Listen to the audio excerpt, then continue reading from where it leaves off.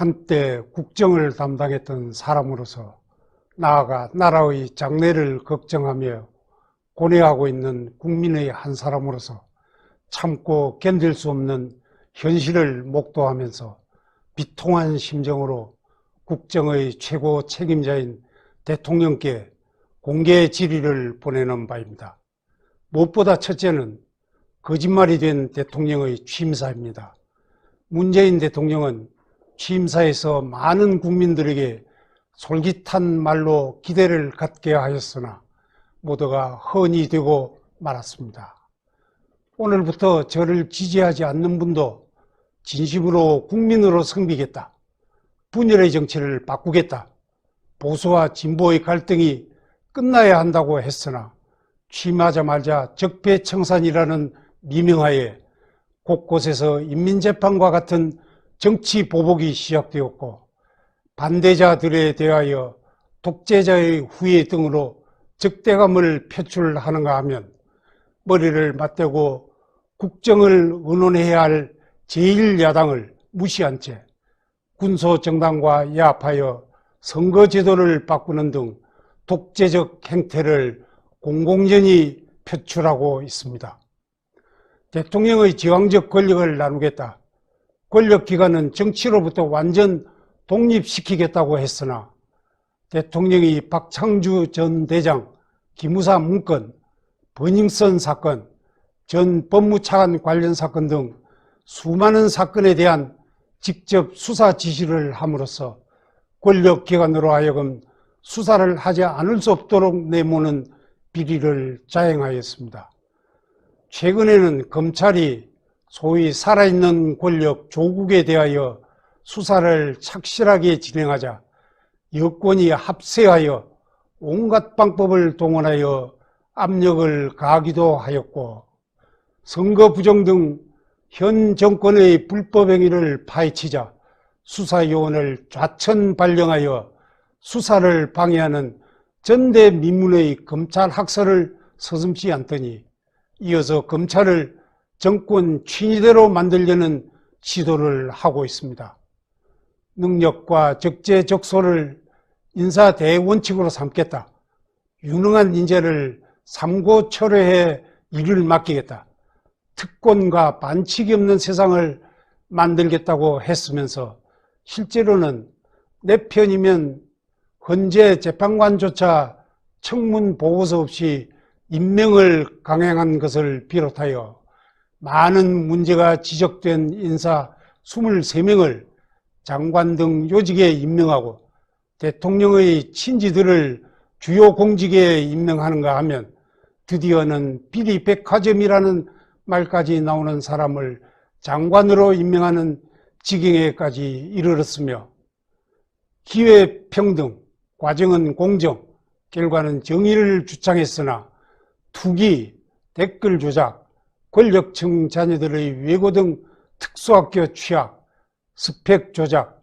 블랙리스트 등 소위 내로남불 행태자들이 판을 치고 있으며, 불가능한 일을 하겠다고 큰소리치지 않겠다 하였으면서 소득 주도 성장, 탈원전, 4대 강보 철거 등 국가 경제 파괴 행위를 지속하고 있습니다. 그래야 문재인 대통령의 취임사는 거꾸로 이해하면 된다는 말까지 나오고 있습니다. 박근혜 전 대통령이 대통령 선거 때 선거 공약으로 65세 이상 고령자에게 20만 원의 기초연금을 지급하겠다고 하였다가 국가 재정을 고려하여 우선 70%에 대하여만 지급을 하기로 하자 약속을 위반하였다면서 국회의 대정부 질의 때마다 집요하게 사과를 요구하던 사람들이 집권을 하자 말자 이렇게 거짓말을 쏟아내고도 눈 하나 끔찍하지 않는 것은 썩어도 자기 편이면 된다는 부도덕성 때문인가요? 아니면 국민을 우습게 여기고 우롱하려는 것인가요? 문 대통령은 취임사를 어떤 생각에서 발표했으며 현실은 왜 정반대가 되었는지를 국민들께 소상히 밝히기 바랍니다. 다음은 헌법 파괴, 삼권 분립 부정, 국가 해체의 문제입니다. 우리나라의 헌법 제66조 제2항에 대통령은 국가의 독립, 영토의 보전, 국가의 계속성과 헌법을 수호할 책무를 진다고 규정하고 있고, 제69조에는 대통령은 취임에 즈음하여 나는 헌법을 준수하고 국가를 보위하며 조국의 평화통일과 국민의 자유와 권리의 증진 및 민족문화의 창달에 노력하여 대통령으로서의 직책을 성실히 수행할 것을 국민 앞에 엄숙히 선사합니다라는 선서를 하도록 하고 있습니다. 이는 자유민주주의 국가 대한민국의 대통령으로서 당연한 책무이지만 대통령이 직무를 시작하면서 마음에 깊이 새기라는 뜻으로 하는 선서이기도 합니다. 그러함에도 작금의 국정 운영 상황을 보면서 문재인 대통령은 헌법에 반하는 행보를 하고 있다는 것이 상식을 가진 국민들의 공통된 판단입니다. 첫째, 국가의 독립수호 문제입니다. 문재인 대통령은 2분짜리 한미 정상회담을 한 것을 비롯하여 각종 국제 외교 무대에서 대한민국을 대표한 국가 원수로서 국민에게 자긍심을 갖게 하는 언행을 보여주지 못하였을 뿐만 아니라 특히 북한 김정은에 대한 저자세는 그 도를 넘어섰고 북한 관계자들이 삶은 소대가리라는 등 입에 담기조차 민망한 각종 모욕적인 언사를 퍼부으면서 심한 모멸감을 주고 있음에도 한마디 대응을 못하는 모습에 국민들은 절망을 넘어 분노하고 있습니다. 더욱 기가 막히는 일은 김정은이 문재인 대통령 모친상에 조의문을 전달한 다음날 발사체를 발사한 사실입니다. 이는 분명 문 대통령을 넘어 대한민국을 조롱하는 것입니다. 대한민국의 주권을 침해하는 중국의 오만불손한 행위나 중국, 러시아의 공군기가 카디즈를 침범하며 동서남해안을 휘젓고 다녀도 대통령은 어떠한 항의나 단호한 태도를 보인 적이 없습니다. 이러한 행태는 국가의 독립 유지 책무를 저버렸다는 비판을 받아 마땅합니다. 더욱 경악스러운 것은 대통령 외교안보특보라는 사람이 국제회의에서 주한미군이 철수하는 시나리오를 가정하고 중국 측 인사에게 그렇게 되면 중국이 북한을 설득하고 개입해 한국에 해구산을 제공할 수 있겠나라고 말하여 우리가 중국 해구산에 편입될 수 있음을 내비쳤다고 하는데, 과연 대통령의 외교안보 특보의 입에서 나올 만한 말이며 대통령도 같은 생각인지 묻지 않을 수 없습니다. 둘째, 영토의 보전 문제입니다. 현 정부는 북방 한계선은 물론이요 북한의 핵미사일 도발에 속수무책입니다. 북한과 9.19 군사합의를 통해 군사 북해선의 정찰 비행 등 대한민국의 적절한 보호장구도 없이 무장을 해제하고 국군 병력과 복무기간 감축, 군사훈련의 표지 감축, 대책 없는 전작권 전환 정책 등으로 적 앞에 벌거벗은 채 서 있는 모습에 우리 국민은 정부가 국민의 생명, 신체, 재산을 지켜줄 의사와 능력이 없다는 판단을 하기에 이르렀습니다. 이렇게 안보 기반을 약화시키는 것은 영토 보존을 위해 강화해야 할 국방력의 무력화라는 측면에서 이적행위에 가깝다는 비난을 명키 어려울 것입니다. 북한은 2019년 8월 단거리 탄도미사일로 추정되는 발사체를 2발 발사한 후 2주 사이에 4번의 미사일을 발사한 것을 비롯하여 수시로 발사 장소를 바꾸면서 사거리와 정점 고도를 변경하고 한국 전역을 타격할 수 있는 점을 과시하였고, 심지어 맞을 짓 하지 말라면서 노골적인 협박을 서슴지 않고 있으며 9.19 합의서를 휴지 조각으로 만들고 있음에도 문 대통령은 안전보장회의에 제대로 참석하지도 않고 입을 닫고 있을 뿐만 아니라 오히려 북한에 퍼줄 궁리만 하고 있는 바, 이는 명백히 국가 보위 임무를 방기한 것이라 하지 않을 수 없습니다.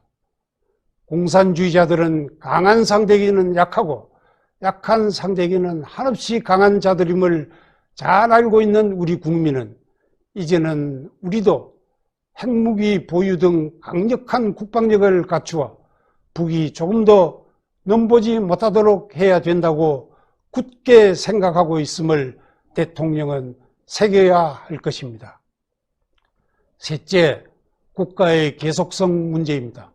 문재인 정부는 전 정권에서 합의한 한일 위안부 합의를 파기했습니다. 이어 한일 군사정보보호협정도 종료한다고 선언했다가 슬그머니 뒤집기도 했습니다.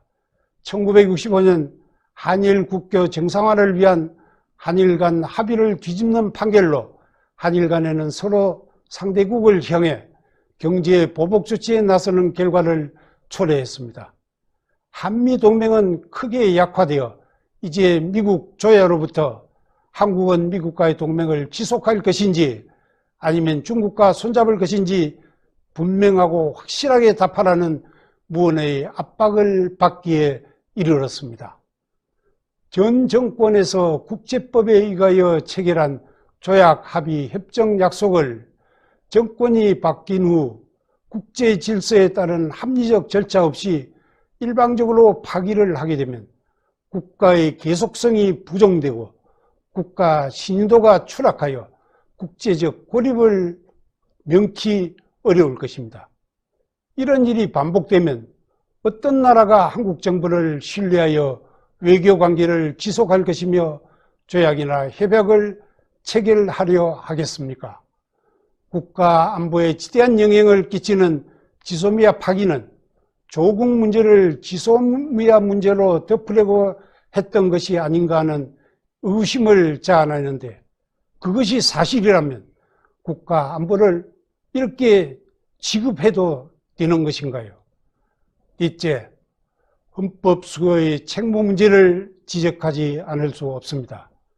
온갖 비리의 백화점이라고 지탄받는 조국 전 민정수석 비서관을 국무위원회에 임명해서는 안 된다는 것이 국민적 여망이었고, 더구나 조국 씨는 아직도 사회주의를 신봉하는 자신의 이념적 성향을 굳이 숨기려 하지 않는 듯한 발언을 인사청문회에서 함으로써 스스로 사상 고백을 한 셈입니다. 문재인 대통령은 이처럼 아직도 사회주의를 신봉하고 심각한 범법 행위로 수사 대상에 오른 인물을 다른 자리도 아닌 법치 수호의 상징적 자리인 법무부 장관에 임명했습니다.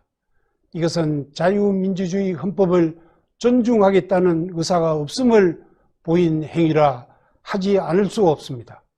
문재인 대통령의 월남 패망에 희열을 느꼈다는 발언과 신용복을 존경하고 김원봉을 축켜 세우는 발언 등과 일맥상통하는 것으로 대한민국을 자랑스럽게 생각하고 대한민국 헌법을 지키려는 대다수 국민들에게 섬뜩한 공포를 안겨주는 처사입니다. 만약 그러한 사상이 문 대통령의 소신에서 비롯된 것이라면 대한민국 대통령으로서 자격도 없을 뿐만 아니라 대한민국 국민이 그러한 사람을 대통령으로 인정하지도 않는 바이므로 그 직에서 물러나야 한다고 보는데, 그에 대한 성실한 답변을 듣고자 하는 바입니다. 검찰 수사를 받고 있는 인물이 검찰을 지휘하도록 하는 국정의 난맥상은 차마 눈을 뜨고 보기 어려운 일이었습니다. 이것은 정상적인 법치국가로서는 도저히 있을 수 없는 기행과 파행임이라는 평가가 뒤따를 것이 충분히 예상되므로 당연히 파직시켜야 했습니다. 그럼에도 그가 사임한 후 대통령이 아쉬움을 표하더니 연두회견에서는 마음의 빚을 졌다느니 하면서 그를 옹호하는 발언을 함으로써 향후 재판에 영향을 미치려고 한다는 의심까지 받고 있습니다. 대통령이 어떤 빚을 개인적으로 졌는지 모르나 대통령의 개인적인 빚을 왜 국가와 국민이 갚아야 합니까? 재판이 진행 중인 드루킹 데트글 사건으로 지난 대선의 공정성에 심한 회의를 자아내고 있는 마당에 최근에 이르러 밝혀지고 있는 울산시장 선거 개입 사건은 3.15 부정선거를 무색해 하는 희대의 선거 농락 사건으로 민주주의의 근간을 훼손하고 헌법 체계를 무너뜨리는 중차대한 범죄라 할 것이며 많은 국민들이 금년 총선에서도 부정선거가 자행될 것이라는 의심을 감추지 못하고 있는데 울산시장 선거 부정이 문재인 대통령의 의중에서 나온 것인지 아니면 주변 인사들이 대통령 의중을 받들어 기획한 것인지 대통령이 직접 소상히 밝혀야 합니다. 본인이 총리 재임 중일 때 국정원 댓글 사건에 대하여 마치 부정선거라도 한 듯이 공격하던 현 집권 세력이 그보다도 200배나 더 중하다는 드루킹 사건에 대하여는 한마디 부끄러움의 표시도 없는 데 대하여 분노하지 않을 수 없고 이는 조직적이고 계획적인 범행으로 보이는데 그 수혜자인 대통령이 그에 대한 견해를 국민 앞에 밝혀야 할 것입니다. 법무부는 2019년 10월 30일 형사사건 공개 금지 등에 관한 규정을 만들어 검찰이 수사 중인 형사사건에 관하여 오보를 낸 언론사는 검찰청 출입을 제한하겠다고 하면서 오보 여부는 자신들이 판단하는 것으로 되어 있는 내용을 발표한 바 있습니다. 이는 언론 자유의 본질을 침해하는 것으로 노골적으로 헌법에 도전하는 행위입니다. 법무부 장관이 검찰 수사 상황을 사전 보고받겠다는 발상 또한 검찰 수사 독립의 원칙을 아는 사람이면 생각할 수 없는 일입니다. 심지어는 법원이 발부한 압수수색 영장도 집행을 거부하는 청와대의 안하무인적인 태도를 보면서 헌법이 밟힌 데에 대한 탄식을 금할 수 없습니다. 공수처는 또 웬 말입니까?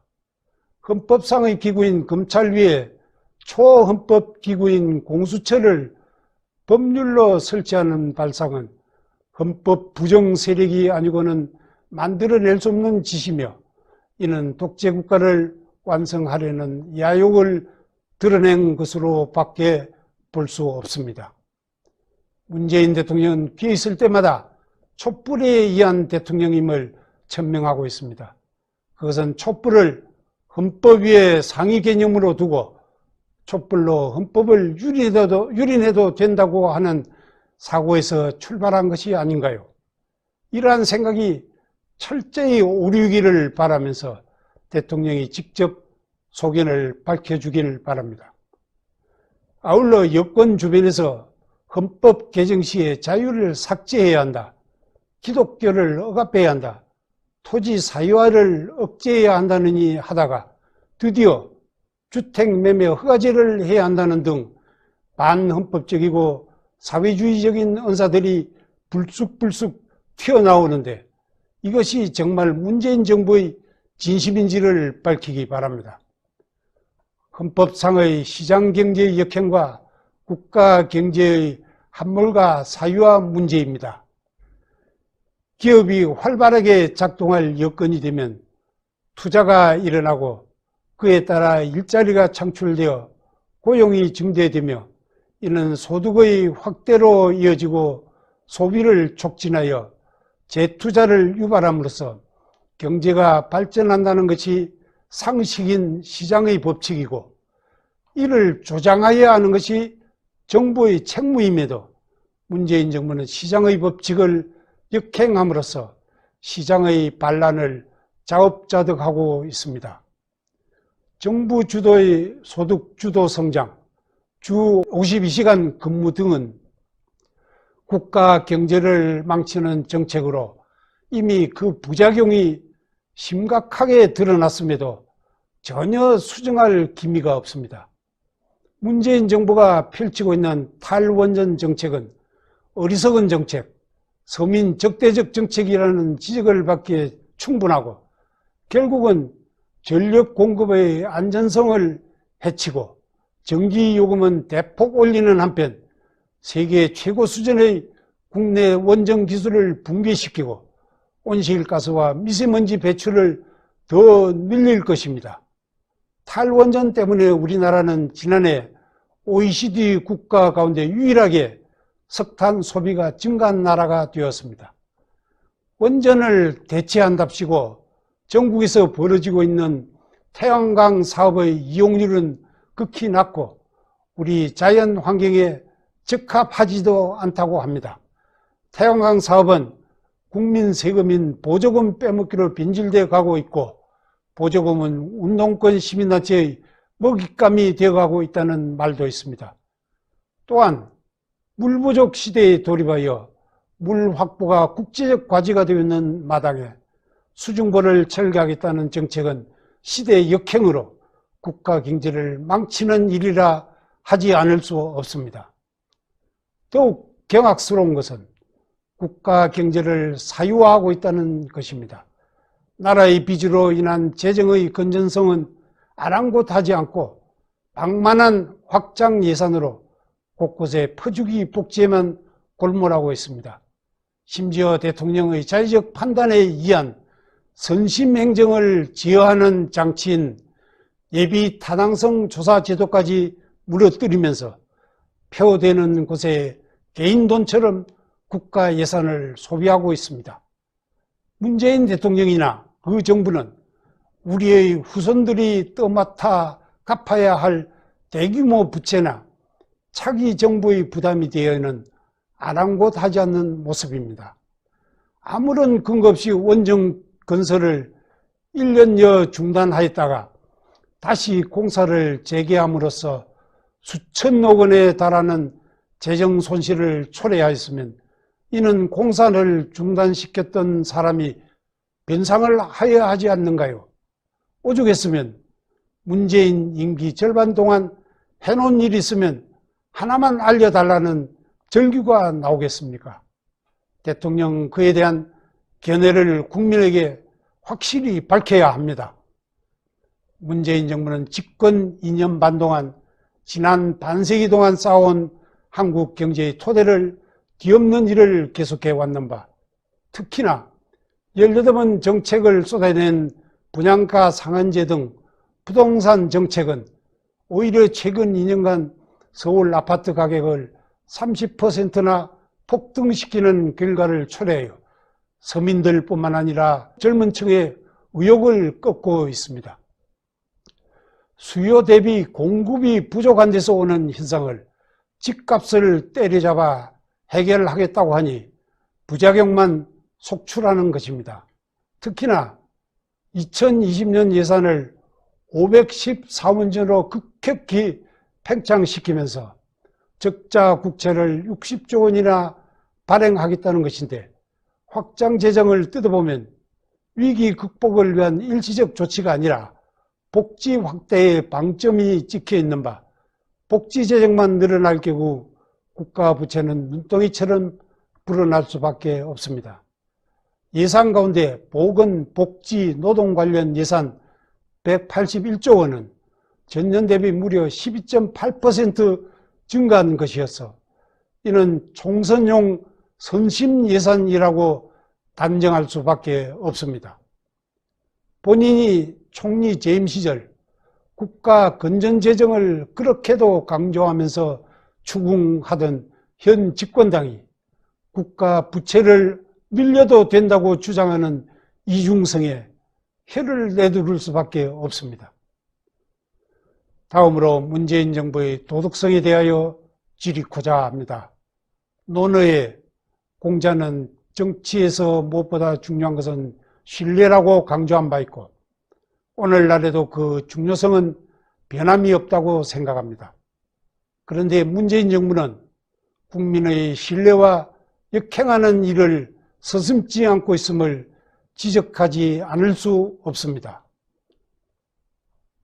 먼저 국민을 기망하는 행위로 문정부 초기 임종석 특사가 아랍에미리트를 느닷없이 방문하여 의혹이 일자 장병 격려차 같다고 하다가 국정원 차장이 수행한 사실이 밝혀지자 관계 복원을 위해 갔다는 등 말을 바꾼 사실을 시작으로 6.25 참전 16개국 외무장관 회의에서 강력한 대북 제재 결의가 있었음에도 외교부 장관은 남북 대화를 지지했다고 발표했고, 교육부가 전 정부 국정교과서를 적폐라고 샅샅이 조사하던 시기인 2017년 9월부터 2018년 1월에 걸쳐 초등학교 6학년 국정교과서를 정권 입맛에 맞게 고치면서 수정을 거부하는 집필 책임자 교수가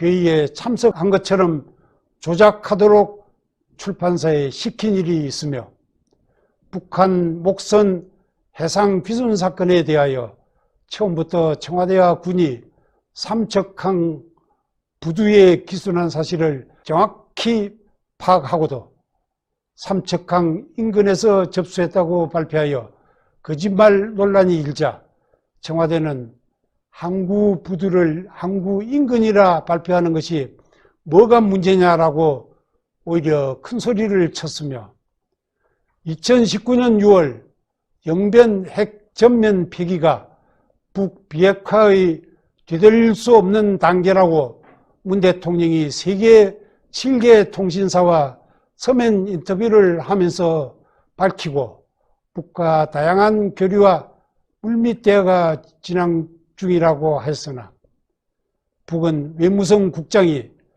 저들도 한판 끼어보려고 하나 물밑 대화 하나도 없다, 조미관계는 미국과 직접 대화하고 있다 하면서 거짓말임을 밝혔음에도 한마디 대꾸조차 못하더니 북비핵화는 2020년 대통령 연두 담화에서 슬그머니 사라짐으로써 관심조차 없는 사안이 되었고, 청와대는 문재인 대통령의 개별 기록관 건립 안건이 대통령 주재 국무회의까지 통과했음에도 대통령에게 보고가 안 되어 대통령은 몰랐다고 하며, 청와대는 일본과 군사정보협정을 파기하면서 미국의 이해를 구했다고 했으나 미 고위 관계자는 거짓말이라고 밝히기까지 한 바 있습니다.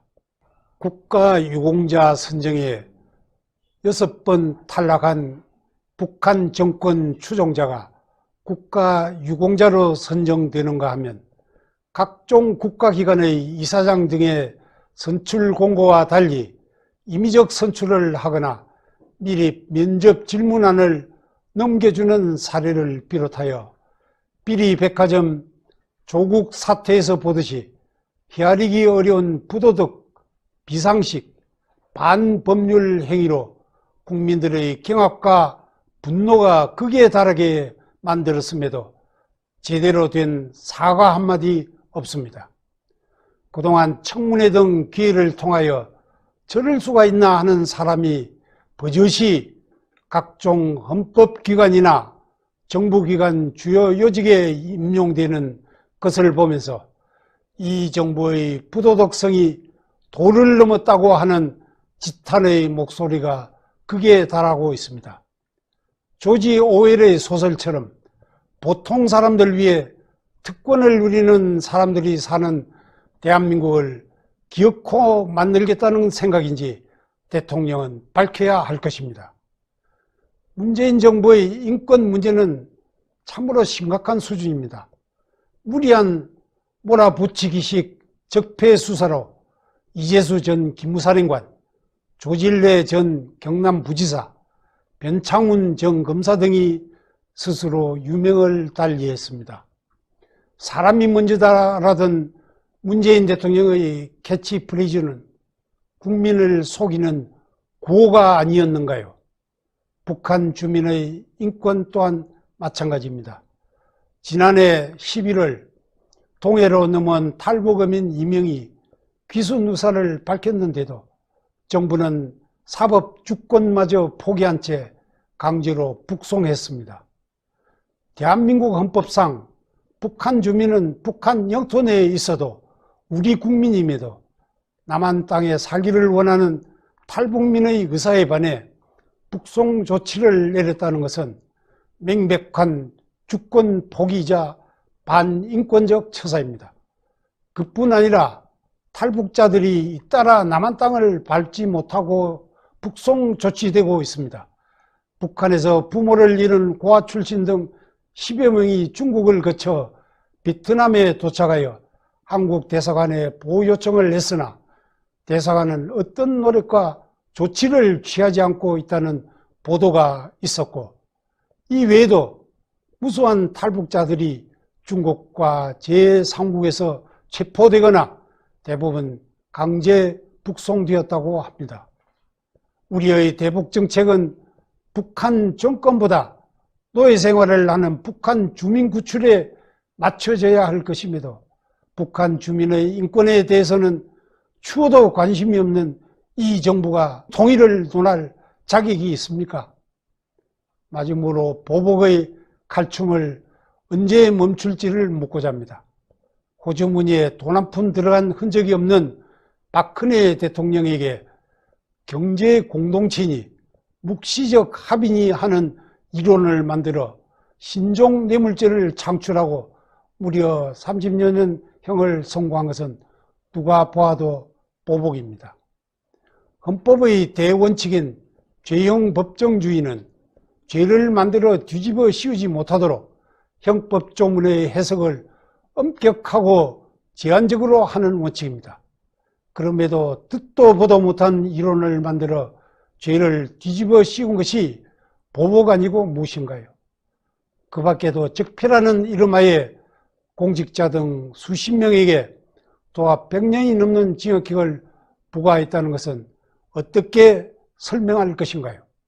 그 과정에서 4명이 자살하는 비극을 초래한 데 대해 죄스러움을 못 느끼는가요? 대한민국을 보복의 악순환이 거듭되는 후진국가로 추락시킬 생각인가요? 칼을 쓰는 자는 칼로서 망하며 그 칼은 부메랑이 되어 되돌아온다는 사실을 상기하면서 이젠 보복의 칼을 거둬들이고 링컨과 만델라 대통령의 본을 받아 화합과 포용의 리더십을 보일 때라고 생각하는데 그에 대한 대답을 듣고자 합니다. 지금까지의 공개 질의를 정리합니다. 첫째, 문재인 대통령은 취임사에서 지지하지 않는 분도 국민으로 섬기겠다. 분열의 정치를 바꾸겠다.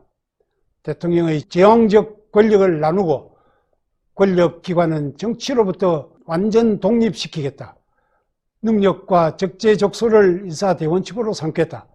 기회는 평등, 과정은 공정, 결과는 정의롭게 하겠다. 불가능한 일을 하겠다고 큰소리 치지 않겠다고 한 말이 모두 거짓말이 되었는데 취임사를 어떤 생각에서 발표했으며 현실은 왜 상반되는 결과로 나타났는지 밝히시기 바랍니다.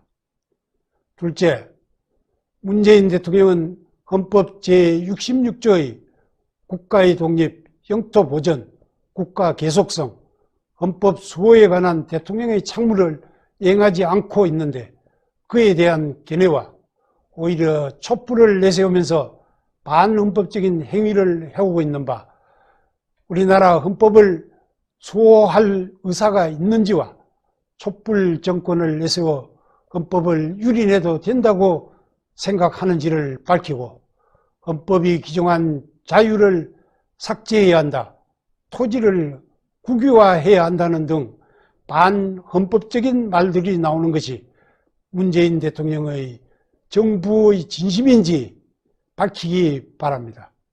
그리고 반자유민주주의적이고 반헌법적인 사상이 소신이라면 대한민국 대통령으로서 자격이 없으므로 그 직에서 당연히 물러나야 하는 것이 도리라고 보는데 자진 사퇴할 용의가 없는지 밝히십시오. 셋째, 최근에 밝혀지고 있는 울산시장 선거 개입 사건이 대통령의 의사에 따른 것인지 아니면 주변 인사 누군가 기획한 것인지 소상히 밝히시기 바랍니다.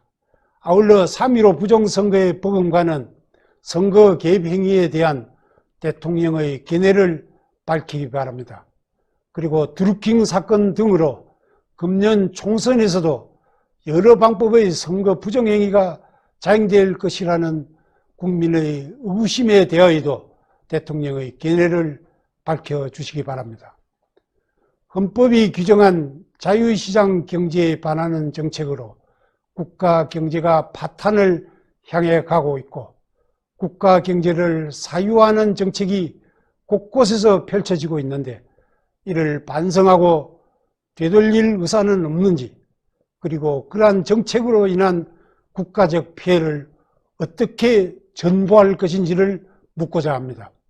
다섯째, 특히 근거 없이 원전 건설을 중단하였다가 공사를 재개함으로써 발생한 재정 손실은 공사를 중단시켰던 사람이 변상하는 것이 마땅하다고 보는데 그에 대한 견해도 밝히시기 바랍니다. 여섯째, 어느 정부도 오류와 실수를 범할 수 있으나 그에 대하여 정부가 국민에게 사과하고 잘못을 시정하면 국민은 이해하면서 협력하여 바른 길을 모색하게 될 것입니다. 그러함에도 이 정부는 부정직과 부도덕, 무능이 수없이 반복되고 있음에도 현실을 호도하거나 남의 탓만 하고 있습니다. 그동안 국민을 기망하여 온 수많은 행위에 대하여 국정의 최고 책임자로서 입장을 밝히는 한편 사과하고 도덕성을 갖춘 정부로 거듭날 용의는 없는지 묻고자 합니다. 일곱째, 귀순 의사를 밝힌 탈북자 2명을 강제 북송하여 사법 주권을 포기하고 탈북자 구조 요청을 외면하는 반인권적 행태에 대한 대통령의 입장이 무엇인가요? 여덟째, 정치적 보복으로 세월 보내는 일을 멈추고 박근혜 전 대통령을 비롯한 억울하게 수감되어 있는 사람들을 석방하는 등 이제 보복의 질주를 멈추고 미래의 지향의 밝은 사회를 만들 용의는 없는지 답변해 주시기 바랍니다. 위 질의에 대하여 문재인 대통령의 진솔한 답변을 촉구하며 납득할 만한 답변이 없거나 지금까지의 행태가 앞으로도 계속된다면 어두운 밤이 속히 가고 빨리 동이트기를 열망하는 대다수 국민들로부터 강력한 국민적 저항과 함께 오는 4.15 총선을 통하여 준엄한 심판이 내려질 것임을 확신하며 또 확실한 심판이 내려지도록 모든 노력을 다할 것을 밝히는 바입니다. 2020년 2월 3일 전 국무총리 정웅원.